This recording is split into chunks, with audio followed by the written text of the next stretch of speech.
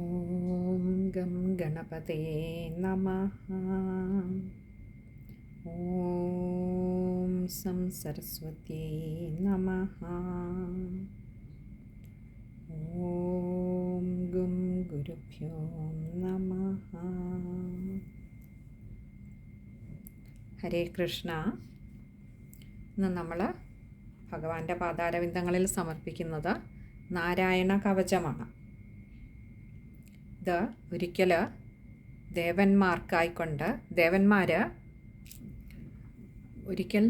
ദേവന്മാരൊക്കെ അസുരന്മാരാൽ വളരെയേറെ പീഡിപ്പിക്കപ്പെടുന്ന ഒരു കാലമുണ്ടായി. അങ്ങനെ അസുരന്മാരാൽ വല്ലാതെ പീഡിപ്പിക്കപ്പെട്ടപ്പോൾ ദേവന്മാർ ചെന്ന് ബ്രഹ്മാവിനോടാണ് തങ്ങളുടെ സങ്കടമൊക്കെ ഉണർത്തിച്ചത്.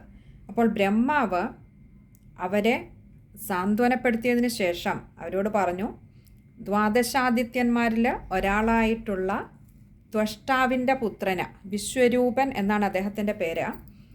അദ്ദേഹം ബ്രാഹ്മണനുമാണ്, ആത്മജ്ഞാനികളിൽ അഗ്രഗണ്യനുമാണ് അദ്ദേഹം. അപ്പോൾ അങ്ങനെയുള്ള ആ ഉഗ്രതപസ്വിയായിട്ടുള്ള വിശ്വരൂപനെ തങ്ങളുടെ ഗുരുവായി വരിക്കുക മാത്രമാണ് ഈ ഒരു കാര്യത്തിന് പരിഹാരമായിട്ടുള്ളത് എന്ന് അവരെ ധരിപ്പിച്ചതനുസരിച്ച് ആ ബ്രഹ്മദേവൻ്റെ ഉപദേശത്തെ മാനിച്ചുകൊണ്ട് ദേവന്മാർ ത്വഷ്ടാവിൻ്റെ പുത്രനായിട്ടുള്ള വിശ്വരൂപനെ തങ്ങളുടെ ഗുരുവായിട്ട് സ്വീകരിക്കുകയാണ് ചെയ്യുന്നത്. ആ സമയത്ത് അസുരന്മാരുടെ വലിയൊരു ശക്തിയായിരുന്നു അസുര ഗുരുവായിട്ടുള്ള ശുക്രാചാര്യരുടെ മന്ത്രപ്രഭാവം. അപ്പോൾ ആ മന്ത്രപ്രഭാവത്തെയും മറികടക്കത്തക്ക വിധത്തിലുള്ള അതിന് അത്ര ശക്തിയുള്ള ഒരു മന്ത്രം തങ്ങൾക്ക് ഉപദേശിച്ച് തരണമെന്ന് ദേവേന്ദ്രൻ ആവശ്യപ്പെട്ടതനുസരിച്ച് വിശ്വരൂപൻ, അതായത് ഇപ്പോൾ ദേവന്മാരുടെ ഗുരുവായിരിക്കുന്ന ആ വിശ്വരൂപൻ ദേവേന്ദ്രന് ഉപദേശിച്ചു കൊടുത്തതാണ് നാരായണ കവചം. അപ്പോൾ ആലോചിച്ച് നോക്കൂ, ആ ശുക്രാചാര്യരുടെ മന്ത്രപ്രഭാവത്തെ പോലും മറികടക്കാൻ ശേഷിയുള്ള അത്ര ശക്തിയാണ് ഈ ഒരു നാരായണ കവചത്തിന്. ഈ ഒരു കഥ നമുക്ക് ഭാഗവതത്തിൽ 6-ാമത്തെ സ്കന്ധത്തിൽ 7-ാമത്തെ അധ്യായത്തിലാണ് കാണാൻ കഴിയുന്നത്. അവിടെയാണ് നമുക്ക് ഈ നാരായണ കവചവുമൊക്കെ പ്രതിപാദിക്കപ്പെട്ടിട്ടുള്ളത്. ഇത് നാരായണ കവചം എന്താണ്, അല്ലെങ്കിൽ എങ്ങനെയാണ് എവിടെയാണ് അത് പ്രതിപാദിക്കപ്പെട്ടിട്ടുള്ളത് ഒന്ന് ചുരുക്കി പറഞ്ഞു എന്ന് മാത്രം. നമുക്കിനിയും ആ നാരായണ കവചം പാരായണം ചെയ്ത് ഭഗവാന്റെ പാതാരവിന്ദങ്ങളിൽ സമർപ്പിക്കാം.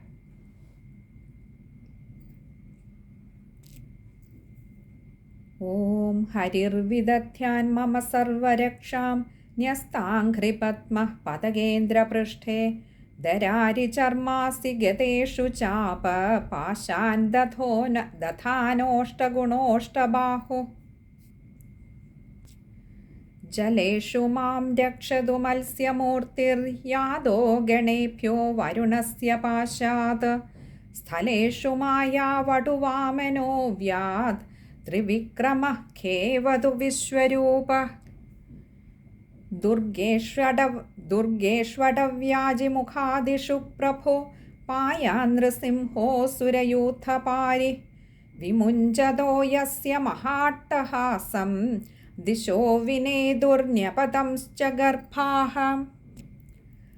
രക്ഷത്വസൗ മാധ്വനി യജ്ഞകൽപഃ സ്വദംഷ്ട്രയോന്നീതധരോ വരാഹ രാമോദ്രികൂടേഷ്വഥ വിപ്രവാസേ സലക്ഷ്മണോ വ്യാത് ഭരതാഗ്രജോസ്മാൻ മാമുഗ്രധർമാദഖിലാത് പ്രമാദാന്നാരായണഃ പാതു നരശ്ചഹാസാത് ദത്തസ്ത്വയോഗാദഥ യോഗനാഥ പായാത് ഗുണേശഃ കപിലഃ കർമ്മബന്ധാത് സനൽകുമാരോ വധു കാമദേവാധയ ശീർഷാമാം പഥി ദേവഹേളനാത് ദേവർഷിവര്യഃ പുരുഷാർച്ചനാന്തരാത് കൂർമോ ഹരിർമാം നിരയാദശേഷാത് ധന്വന്തരിർഭഗവാൻ പാത്വപഥ്യാത് ദ്വന്ദ്വാത് ഭയാദൃഷഭോ നിർജിതാത്മാ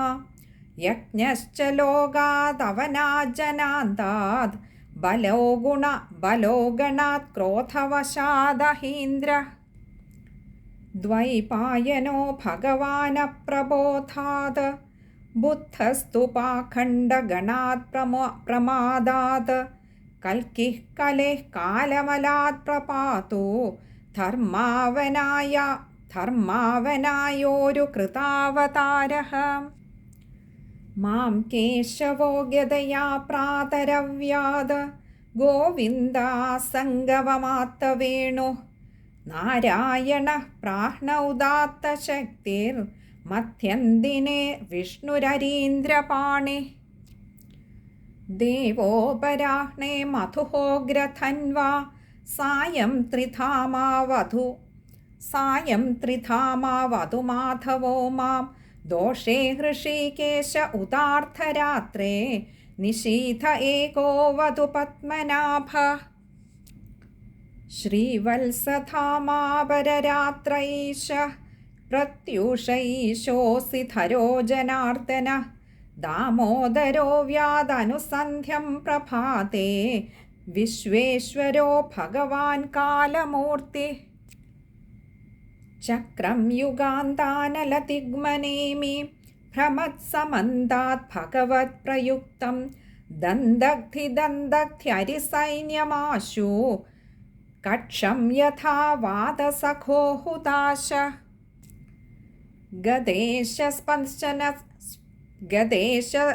ഗദേശനിസ്പർശന വിസ്ഫുലിംഗേ നിഷ്പിണ്ഡ്യജിതപ്രയാസി കൂഷ്മാണ്ഡവൈനായകരക്ഷയക്ഷോ ഭൂതഗ്രഹാംശ്ചൂർണയാരീൻ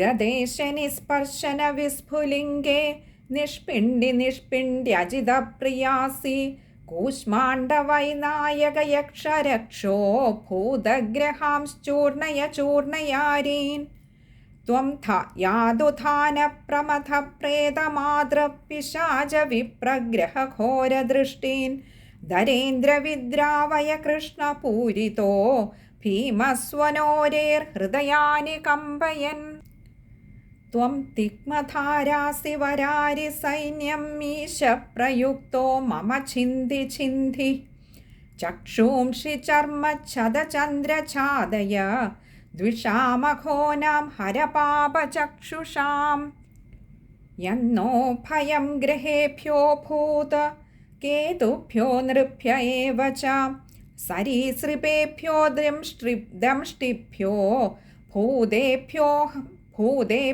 ഹോദ്യ ഏവ വാ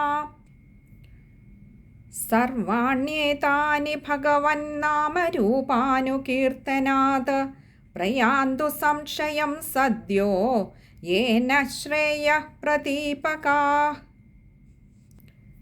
ഗരുഡോ ഭഗവാൻ സ്തോത്രസ്തോഭഛന്ദോമയഃ പ്രഭുഃ രക്ഷത്വശേഷകൃച്ഛ്രേഭ്യോ വിശ്വക്സേനഃ സ്വനാമഭിः സർവാപദ്ഭ്യോ ഹരേർനാമരൂപയാനായുധാനിനഃ ബുദ്ധീന്ദ്രിയമനഃ പ്രാണാൻ പാന്തു പാർഷദഭൂഷണാഃ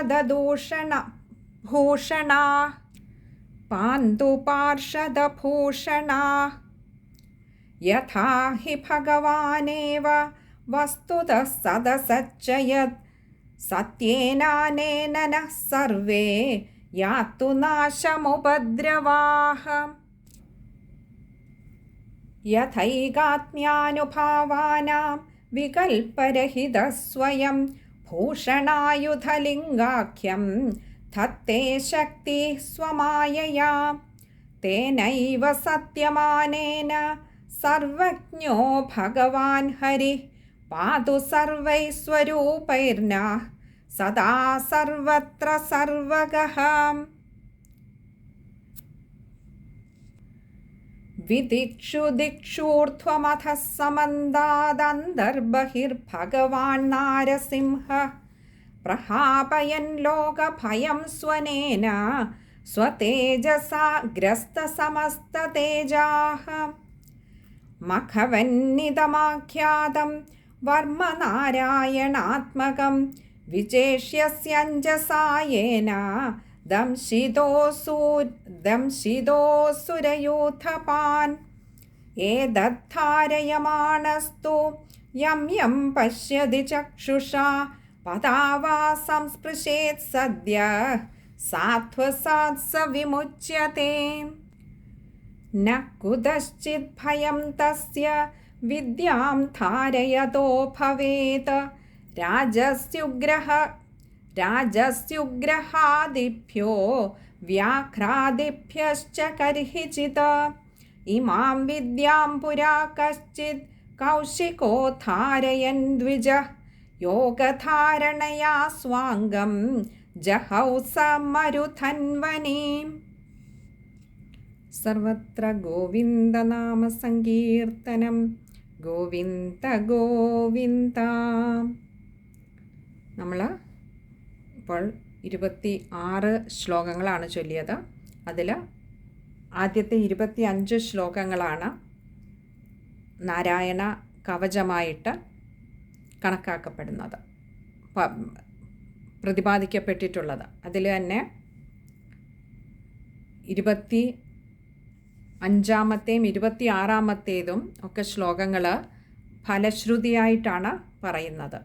അതായത് ഈ മന്ത്രത്തെ ആരൊക്കെയാണോ ധരിക്കുന്നത് അവരൊക്കെ ഇത് പാരായണം ചെയ്യുന്നവരത് രാജാക്കന്മാരായിക്കോട്ടെ, ശത്രുക്കളായിക്കോട്ടെ, ദുർഗ്രഹങ്ങളായിക്കോട്ടെ, പുലി മുതലായ ദുഷ്ടമൃഗങ്ങളായിക്കോട്ടെ.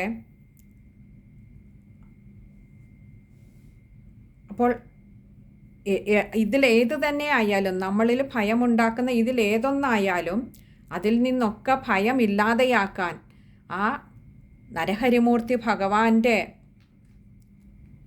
സംരക്ഷണം നമുക്കെപ്പോഴും ഉണ്ടാകുമെന്നാണ് 25-ാമത്തെ ശ്ലോകത്തിൽ പറയുന്നത്. അതിനൊരു ഉദാഹരണമായിട്ടാണ് 26-ാമത്തെ ശ്ലോകം പറഞ്ഞിരിക്കുന്നത്. പണ്ട് കൗശിക ഗോത്രത്തിൽ ജനിച്ച ഒരു ബ്രാഹ്മണന് ഈ ഒരു മന്ത്രം, ഈ നാരായണ കവചം ജപിച്ചുകൊണ്ട് തന്നെ വളരെയേറെ സിദ്ധി നേടുകയും അതിനുശേഷം ഒരു മരുഭൂമിയിൽ വച്ച് യോഗാനുഷ്ഠാനം കൊണ്ട് തന്നെ ഈ മന്ത്രത്തെ ജപിച്ചുകൊണ്ട് അദ്ദേഹത്തിന് ദേഹത്തെ ഉപേക്ഷിക്കാനും ഭഗവാനിൽ ലയിക്കാനും സാധിച്ചു എന്നൊരു ഉദാഹരണം കൂടി അവിടെ പിന്നീട് ആ കഥ പറയുന്നുണ്ട് ഭാഗവതത്തിൽ. അതും കൂടി പറഞ്ഞ് നമ്മൾ നിർത്തിയിരിക്കുന്നത്. അപ്പോൾ ഏതൊരു തരത്തിലുള്ള ഭയമായാലും നമ്മളിലേക്ക് വരാവുന്നത്, ആ ഭയത്തെ ഒക്കെ ഇല്ലാതെയാക്കാൻ ഈ ഒരു നാരായണ കവചം നമുക്ക് ഉപകരിക്കും എന്ന് ഉറപ്പിച്ചു പറയുകയാണ് ശ്രീ വ്യാസഭഗവാന് ശ്രീ മഹാഭാഗവതത്തിൽ. എല്ലാവർക്കും ആ ശ്രീ നാരായണമൂർത്തിയുടെ അനുഗ്രഹം, രക്ഷാകവചം എന്നും ഉണ്ടാകട്ടെ. എന്നും ഭഗവാൻ നമ്മളെ എല്ലാവരെയും കാത്തുരക്ഷിക്കണമേ എന്ന് പ്രാർത്ഥിച്ചുകൊണ്ട് ഈ പാരായണം ചെയ്ത നാരായണ കവചം ഭഗവാന്റെ പാദാരവിന്ദങ്ങളിൽ സമർപ്പിക്കുകയാണ്. സർവത്ര ഗോവിന്ദനാമ സങ്കീർത്തനം ഗോവിന്ദ ഗോവിന്ദ.